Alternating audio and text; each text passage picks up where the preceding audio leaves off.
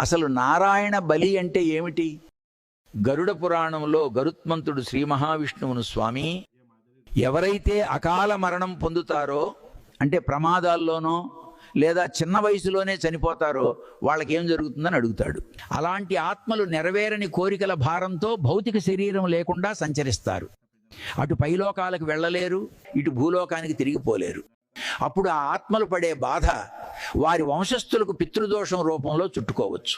అది కుటుంబంలో అశాంతిని, సంతాన సమస్యలను మరియు అనేక ఇతర ఇబ్బందులను కలిగించవచ్చు అని నారాయణుడు వివరిస్తాడు.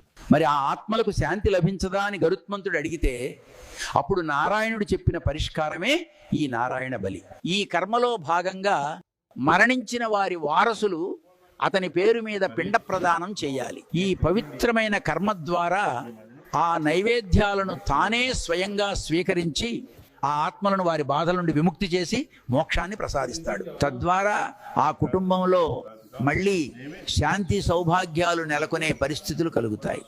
పితృకర్మలు చేయడానికి గోకర్ణ క్షేత్రం ఎందుకంత శక్తివంతమైనదో మీకు తెలుసా?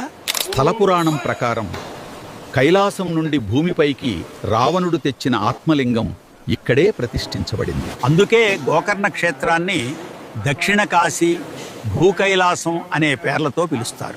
జనన మరణాలను, కాలాన్ని, ఇంకా కర్మలను శాసించేవాడు ఆ పరమశివుడు. గోకర్ణ క్షేత్రంలో ఆయన అపారమైన శక్తి ఆత్మలింగ రూపంలో ఉండటం వల్ల అశాంతిగా ఉన్న ఆత్మలు ఈ క్షేత్రంలో త్వరగా ముక్తిని పొందుతాయని భక్తుల నమ్మకం. సాక్షాత్తు ఇంద్రుడే గోకర్ణలోని కోటి తీర్థం వద్ద తన పితృదేవతలకు కార్యాలు నిర్వహించినప్పుడు శివుడు ప్రత్యక్షమయ్యాడు.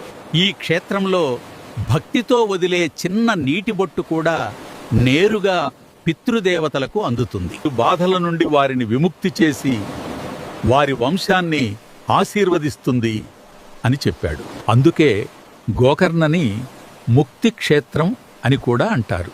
వేలాది మంది భక్తులు తమ పితృల కోసం నారాయణ బలి, త్రిపిండి శ్రాద్ధం మరియు పితృశాంతి పూజలు జరిపించడానికి గోకర్ణకి వెళ్తారు.